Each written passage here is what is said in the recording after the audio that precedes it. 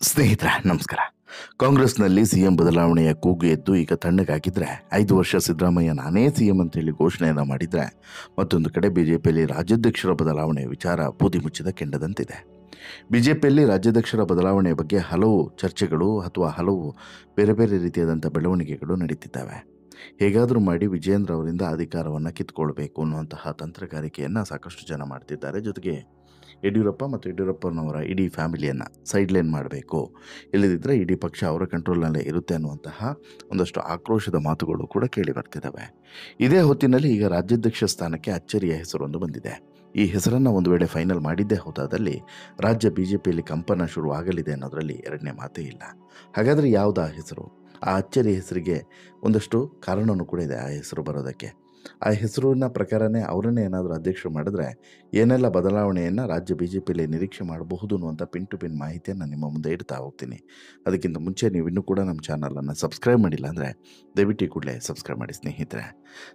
ನಾನು ಈಗಾಗಲೇ ಹೇಳಿದಂತೆ ಬಿಜೆಪಿಯಲ್ಲಿ ರಾಜ್ಯಾಧ್ಯಕ್ಷರ ಬದಲಾವಣೆಯ ಬಗ್ಗೆ ಹಲವು ತಿಂಗಳುಗಳಿಂದ ಚರ್ಚೆ ನಡೀತಾನೆ ಇದೆ. ಹಾಲಿ ಅಧ್ಯಕ್ಷ ಆಗಿರುವಂತಹ BY ವಿಜಯೇಂದ್ರ ಅವರನ್ನು ಕೆಳಗಿಳಿಸಬೇಕು, ಅವರ ನಾಯಕತ್ವ ನಮಗೆ ಬೇಡ ಅಂತ ಹೇಳ್ಬಿಟ್ಟು ಹಲವು ಜನ ಈಗಾಗಲೇ ಬಹಿರಂಗ ಹೇಳಿಕೆಯನ್ನು ಕೂಡ ಕೊಟ್ಟಿದ್ದಾರೆ. ಆದರೆ ಹೈಕಮಾಂಡ್ ಮಾತ್ರ ಹೊಸ ಅಧ್ಯಕ್ಷರನ್ನು ನೇಮಿಸಬಹುದು ಅಥವಾ ವಿಜೇಂದ್ರನನ್ನೇ ಮುಂದುವರಿಸಬಹುದು ಅನ್ನುವಂತಹ ಒಂದು ದೊಡ್ಡ ನಿಲುವಿನಲ್ಲಿ ಇದೆ. ಏನು ಮಾಡೋದು ಅನ್ನೋದು ಗೊತ್ತಾಗ್ತಿಲ್ಲ. ಈ ಕುರ್ಚಿಗೆ ಬಿಜೆಪಿಯಲ್ಲೇ ಹಲವರು ಅಂದರೆ ಈ ರಾಜ್ಯಾಧ್ಯಕ್ಷ ಕುರ್ಚಿಗೆ ಬಿಜೆಪಿಯಲ್ಲಿ ಹಲವರು ಪೈಪೋಟಿಗೆ ಬಿದ್ದಿದ್ದಾರೆ. ಆದರೆ ಈ ಕುರ್ಚಿಗೆ ಈಗ ಮತ್ತೊಂದು ಹೊಸ ಹೆಸರು ಸೇರ್ಪಡೆಯಾಗಿದೆ. ಅದು ಬೇರೆ ಯಾರೂ ಅಲ್ಲ, ಅದೇ ಬಿಜೆಪಿಯ ಮಾಜಿ ಸಂಸದ ಪ್ರತಾಪ್ ಸಿಂಹ.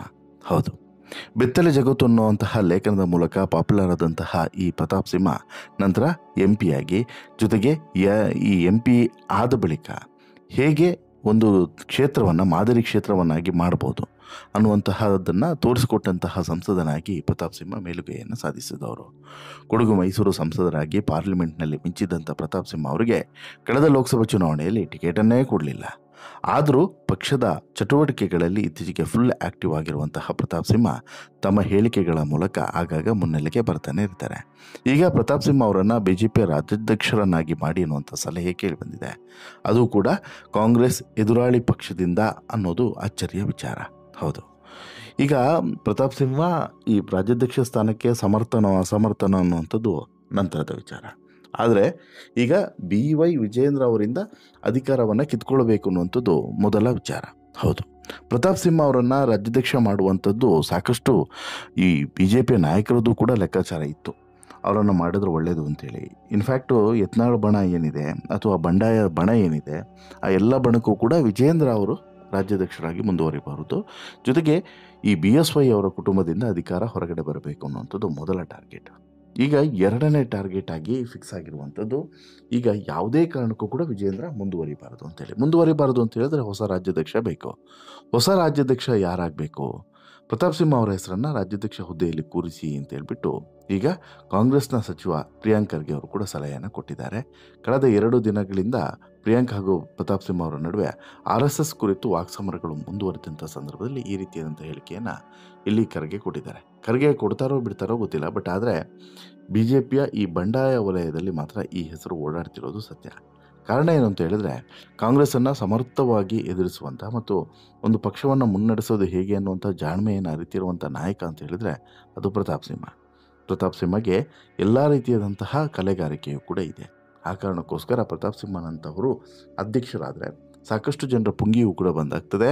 ಜೊತೆಗೆ ಪಕ್ಷ ಚಟುವಟಿಕೆಗೆ ಇನ್ನಷ್ಟು ಇಂಬು ಸಿಗ್ತದೆ ಅನ್ನುವಂಥದ್ದು, ಚುರುಕು ಸಿಗ್ತದೆ ಅನ್ನುವಂಥದ್ದು ಇಲ್ಲಿ ಲೆಕ್ಕಾಚಾರ. BJPಯಲ್ಲಿ ವಿಜಯೇಂದ್ರ ಹಠಾವು ಬಣದ ಈ ಒಂದು ರೀತಿಯಾದಂಥ ಹೋರಾಟ ಇದೆಯಲ್ಲ, ಅದು ಮೇಲುಗೈ ಆಗ್ತಿರುವಂತಹ ಸಂದರ್ಭದಲ್ಲಿ ನಿರೀಕ್ಷಿಸಲ್ಪಟ್ಟಿದ್ದಂಥ ವಿಜೇಂದ್ರ ವಿರೋಧಿ ಬಣದ ಪ್ರತಾಪ್ ಸಿಂಹ ಔಟ್ಡೇಟೆಡ್ ಅರೆಬೆರೆ ರಾಜಕಾರಣಿ BJP IT ಸೆಲ್ಗೆ ಮನ್ನಣೆ ನೀಡುತ್ತಿರೋದು ನೋಡಿದ್ರೆ ವಿಜೇಂದ್ರ ಅವರ ಕುರ್ಚಿ ಕಸಿಯಲು BJP IT ಸೆಲ್ ಮುಂದೆ ನಿಂತಿರುವಂತಿದೆ ಅಂತ ಹೇಳ್ಬಿಟ್ಟು ಒಂದಷ್ಟು ಜನ ಆರೋಪವನ್ನು ಕೂಡ ಮಾಡ್ತಾ ಇದ್ರು.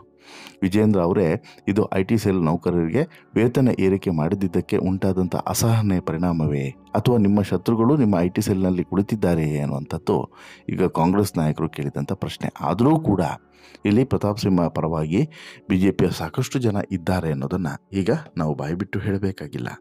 ಅಸಲಿಗೆ ಪ್ರತಾಪ್ ಸಿಂಹ ಅಧ್ಯಕ್ಷರಾದರೆ ಇಲ್ಲಿ ಕಾಂಗ್ರೆಸ್ಗೂ ಕೂಡ ಒಂದಷ್ಟು ಚಾಲೆಂಜಸ್ಗಳು ಎದುರಾಗೋದ್ರಲ್ಲಿ ಡೌಟ್ ಇಲ್ಲ. ಹಾಗೆ ನೋಡಿದರೆ ರಾಜ್ಯಾಧ್ಯಕ್ಷ ಸ್ಥಾನಕ್ಕೆ ಪ್ರತಾಪ್ ಸಿಂಹ ಅಂತಲ್ಲ, ಸಾಕಷ್ಟು ಜನರ ಹೆಸರಿದೆ. ಬಟ್ ಪ್ರತಾಪ್ ಸಿಂಹ ಅವರ ಹೆಸರನ್ನು ಕಾಂಗ್ರೆಸ್ ನಾಯಕರು ತೇಲಿ ಬಿಟ್ಟಿದ್ದು ಮತ್ತು ಕಾಂಗ್ರೆಸ್ ನಾಯಕರು ತೇಲಿ ಬಿಡೋದಕ್ಕೂ ಕೂಡ ಒಂದು ಕಾರಣ ಇದೆ.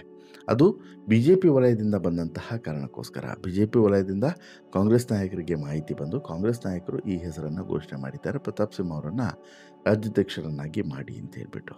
ಇಫ್ ಇಟ್ ಇನ್ ಕೇಸು ರಾಜ್ಯಾಧ್ಯಕ್ಷ ಹೆಸರಲ್ಲಿ ಬೇರೆಯವರ ಹೆಸರಿದ್ದರೂ ಕೂಡ ಈಗ ಒಂದು ಸಲ ಯೋಚನೆ ಮಾಡಬೇಕಾದಂಥ ತೀರ್ಮಾನಕ್ಕೆ ಬಂದಂತಾಗಿದೆ ಅನ್ನೋದು ಮಾತ್ರ ಸತ್ಯ. ಯಾಕಂತ ಹೇಳಿದ್ರೆ ಒಂದಂತೂ ಸ್ಪಷ್ಟವಾಗಿ ಇಲ್ಲಿ ಗೊತ್ತಾಗ್ತಿದೆ, ಯಾವುದೇ ಕಾರಣಕ್ಕೂ ಕೂಡ ಇಲ್ಲಿ ರಾಜ್ಯಾಧ್ಯಕ್ಷ ಸ್ಥಾನವನ್ನು ವಿಜೇಂದ್ರ ಅಷ್ಟು ಈಸಿಯಾಗಿ ಬಿಟ್ಕೊಡೋದಿಲ್ಲ. ವಿಜೇಂದ್ರ ಬಿಟ್ಕೊಟ್ರೂ ಕೂಡ ಯಡಿಯೂರಪ್ಪ ಮಾತ್ರ ತಮ್ಮ ಕುಟುಂಬದಿಂದ ಅಧಿಕಾರವನ್ನು ಮತ್ತೊಬ್ಬರಿಗೆ ಬಿಟ್ಟುಕೊಡುವಂತಹ ಮಾತೇ ಇಲ್ಲ ಅಂತೇಳಿ ಸಾಕಷ್ಟು ಸಲ ಹೇಳಿದ್ದಾರೆ. ಅದಕ್ಕೆ ಗಟ್ಟಿ ನಿಲುವನ್ನು ಕೂಡ ತೆಗೆದುಕೊಳ್ಳುತ್ತಾರೆ. ಇಲ್ಲಿ ಯಡಿಯೂರಪ್ಪನವರ ಫ್ಯಾಮಿಲಿಗೆ ಸಿಗಬೇಕು, ಅದು ವಿಜೇಂದ್ರ ಸಿಗುತ್ತೋ ರಾಘವೇಂದ್ರ ಸಿಗುತ್ತೋ ಅದು ಸೆಕೆಂಡ್ರಿ. ಬಟ್ ಯಾರಿಗಾದರೂ ಒಬ್ಬರಿಗೆ ಸಿಗಬೇಕು ಅನ್ನೋದು ಇಲ್ಲಿ ಯಡಿಯೂರಪ್ಪನವರ ಲೆಕ್ಕಾಚಾರ. ಯಡಿಯೂರಪ್ಪನವರು ಪಕ್ಷವನ್ನು ಕಟ್ಟಿದ್ದಾರೆ, ಬೆಳೆಸಿದ್ದಾರೆ, ಇಲ್ಲಿವರೆಗೆ ತಂದು ನಿಲ್ಲಿಸಿದ್ದಾರೆ, ಎಲ್ಲದೂ ಕೂಡ ಕರೆಕ್ಟ್. ಆದರೆ ಒಂದಷ್ಟು ಜನರನ್ನು ತುಳಿದಿದ್ದಾರೆ ಅನ್ನೋಂಥ ಆರೋಪವನ್ನು ಕೂಡ BJP ನಾಯಕರೇ ಮಾಡ್ತಾ ಇದ್ದಾರೆ. ಅದರಲ್ಲೂ ಕೂಡ BJP ನಾಯಕರು ಒಂದಷ್ಟು ಗಂಭೀರ ಆರೋಪಗಳನ್ನೇ ಹೊರಿಸಿದ್ರು. ಆ ಎಲ್ಲ ಆರೋಪಗಳನ್ನು ಸೂಕ್ಷ್ಮವಾಗಿ ಗಮನಿಸಿದ್ರೆ ಒಂದಂತೂ ಕ್ಲಿಯರ್ ಆಗಿ ಗೊತ್ತಾಗ್ತಿತ್ತು, ಎಲ್ಲವೂ ಕೂಡ ಅಂದುಕೊಂಡಂತೆ ಇಲ್ಲ ಅನ್ನುವಂಥದ್ದು. ಅಂದರೆ ಈಗ ಪ್ರಮುಖವಾಗಿ ಇರುವಂಥದ್ದು ವಿಚಾರ ಏನು ಹೇಳಿ, ರಾಜ್ಯಾಧ್ಯಕ್ಷ ಸ್ಥಾನವನ್ನು ಈಗ ಪ್ರತಾಪ್ ಸಿಂಹಗೆ ಕೊಟ್ಟರೆ ಉಳಿದವ್ರ ಕಥೆ ಏನು ಅನ್ನುವಂಥದ್ದು. ಈಗ BJPಯಲ್ಲಿ ಬಂಡಾಯದ ಹೆಸರು ಏನಿದೆ ಇದು ದಿನಕ್ಕೆ ಹೆಚ್ಚಾಗ್ತಿದೆ. ವಿಜೇಂದ್ರ ಬೇಡ ಅನ್ನೋರ ಸಂಖ್ಯೆ ಇದೆಯಲ್ಲ, ಇದು ದಿನಕ್ಕೆ ಹೆಚ್ಚಾಗ್ತಿದೆ. ಆದರೆ ಒಂದು ಹಂತದಲ್ಲಿ ಬೇರೆ ಯಾರಾದರೂ ಆಗಿ ಮತ್ತೊಂದು ಹಂತದಲ್ಲಿ ರಾಜ್ಯಾಧ್ಯಕ್ಷರನ್ನು ಮತ್ತೆ ಬದಲಾವಣೆ ಮಾಡ್ತಾರಾ ಅದು ಕೂಡ ಗೊತ್ತಿಲ್ಲ. ಬಟ್ ಒಂದಂತೂ ಸ್ಪಷ್ಟವಾಗಿ ಇಲ್ಲಿ ಗೊತ್ತಾಗ್ತಿದೆ, ವಿಜೇಂದ್ರ ಕೆಳಗಿಳಿದ್ರು ಅಂತ ಹೇಳಿದ್ರೆ ಆ ಸ್ಥಾನಕ್ಕೆ ವಿಜೇಂದ್ರ ಅವರು ಸೂಚಿಸುವಂಥ ವ್ಯಕ್ತಿ ಬರ್ತಾರೋ ಅಥವಾ ಅವರು ಸೂಚಿಸಿದಂಥ ವ್ಯಕ್ತಿಗೆ ಮನ್ನಣೆಯನ್ನು ಕೊಡೋದಿಲ್ವೋ, ಹೀಗೆ ಸಾಕಷ್ಟು ಗೊಂದಲಗಳಿದ್ದಾವೆ. ಒಂದು ವೇಳೆ ವಿಜೇಂದ್ರ ಹೇಳಿದಂಥ ವ್ಯಕ್ತಿಗೇ ಮತ್ತೆ ಮಣೆ ಹಾಕಿದರೆ ಮತ್ತೆ ಅಸಮಾಧಾನ ಅನ್ನೋದು ಭುಗಿಲೇಳ್ತದೆ. ಅಸಮಾಧಾನ ಭುಗಿಲೇಳೋದು ಮಾತ್ರವಲ್ಲ, ಅವರ ಮೇಲೇನು ನಂಬಿಕೆ ಇತ್ತು ನೋಡಿ, ಆ ನಂಬಿಕೆ ಹಾಳಾಗಿ ಹೋಗ್ತದೆ. ಇಲ್ಲೂ ಕೂಡ ಹಾಗೆ ಆಗ್ತದೆ ಸ್ನೇಹಿತರೆ. ಯಾವುದೇ ಕಾರಣಕ್ಕೂ ಕೂಡ ಒಂದು ವಿಜೇಂದ್ರ ಅವರನ್ನು ರಾಜ್ಯಾಧ್ಯಕ್ಷರಾಗಿ ಮುಂದುವರಿಬಾರ್ದು ಅಂತ ಆದರೆ, ವಿಜೇಂದ್ರ ಅವರು ಸೂಚಿಸಿದಂತಹ ಅಭ್ಯರ್ಥಿಯನ್ನು ರಾಜ್ಯಾಧ್ಯಕ್ಷ ಮಾಡದೆ ಹೋದರೆ ಆಗ BJPಯ ಈ ಬಂಡಾಯ ಬಣದ ಅಭ್ಯರ್ಥಿಯಾಗಿ ಯಾರಾದರೂ ಒಬ್ಬರು ಮುಂದೆ ಬರಬೇಕಾಗ್ತದೆ. ಅಲ್ಲಿ ಈಗ ಸಾಕಷ್ಟು ಹೆಸರುಗಳಿದ್ದಾವೆ. ಆ ಎಲ್ಲ ಹೆಸರುಗಳನ್ನು ಮೀರಿ ಪ್ರತಾಪ್ ಸಿಂಹ ಅವರ ಹೆಸರು ಬಂತು ಅಂತ ಹೇಳಿದ್ರೆ, ಪ್ರತಾಪ್ ಸಿಂಹ ಈ ಚುನಾವಣೆ ಸಂದರ್ಭದಲ್ಲಿ, ಸಂಸತ್ ಚುನಾವಣೆ ಸಂದರ್ಭದಲ್ಲಿ ಟಿಕೆಟ್ ಕೊಡದೇ ಇರುವಂಥದ್ದು, ಅದಕ್ಕೆ ಈಗ ನ್ಯಾಯವನ್ನು ಸಲ್ಲಿಸಿದಂತಾಗುತ್ತೆ ಅನ್ನೋದು ಕೂಡ ಒಂದು ಲೆಕ್ಕಾಚಾರ. ಎರಡನೇದು, ಪ್ರತಾಪ್ ಸಿಂಹ ಅಧ್ಯಕ್ಷರಾದರೆ ಒಂದಷ್ಟು ಜನರಿಗೆ ಪಿತ್ತ ಕೂಡ ನೆತ್ತಿಗಿರ್ತದೆ. ಯಾಕಂತ ಹೇಳಿದ್ರೆ ಜೂನಿಯರ್ ಮೊನ್ನೆ ಪಕ್ಷಕ್ಕೆ ಬಂದವರು ಅವರೆಲ್ಲರೂ ಕೂಡ ಇವರನ್ನ ಅಧ್ಯಕ್ಷರು ಮಾಡಿದ್ರೆ ಅವ್ರ ಮಾತು ನಾವು ಕೇಳಬೇಕಾಗುತ್ತಲ್ಲ ಅನ್ನೋದು ಕೂಡ ಕೆಲವರು ಲೆಕ್ಕಾಚಾರ ಇರ್ತದೆ. ಹಾಗಾಗಿ ಅಷ್ಟು ಈಸಿನೂ ಅಲ್ಲ ಪ್ರತಾಪ್ ಸಿಂಹನನ್ನು ಆಯ್ಕೆ ಮಾಡೋದು, ಪ್ರತಾಪ್ ಸಿಂಹನಿಂದ ಈ ರಾಜ್ಯಾಧ್ಯಕ್ಷ ಸ್ಥಾನವನ್ನು ನಿಭಾಯಿಸೋದು ಅಷ್ಟು ಈಸಿನೂ ಅಲ್ಲ. ಹಾಗಂತ ಮಾತ್ರಕ್ಕೆ BJP ಅಂಥ ಚಾಲೆಂಜಸ್ಗಳನ್ನು ತಗೊಂಡಿಲ್ವಾ ಕೇಳಿದರೆ ತಗೊಂಡಿದೆ, ಗೆದ್ದಿದೆ ಅದರಲ್ಲಿ. ಹಾಗಾಗಿ ಈ ಬಾರಿ ಏನಾಗುತ್ತೆ ಅನ್ನೋದು ಮಾತ್ರ ಸದ್ಯಕ್ಕಿರುವಂಥ ಕುತೂಹಲ. ಏನಾಗುತ್ತೆ, ಪ್ರತಾಪ್ ಸಿಂಹ ಕೊಡ್ತಾರಾ ಕೊಡಲ್ವಾ, ಯಡಿಯೂರಪ್ಪ ಫ್ಯಾಮಿಲಿ ಏನು ಮಾಡುತ್ತೆ, ಹೀಗೆ ಇಂಥ ಕುತೂಹಲಗಳು ಮಾತ್ರ ಇನ್ನೂ ಇರೋದು ಸತ್ಯ.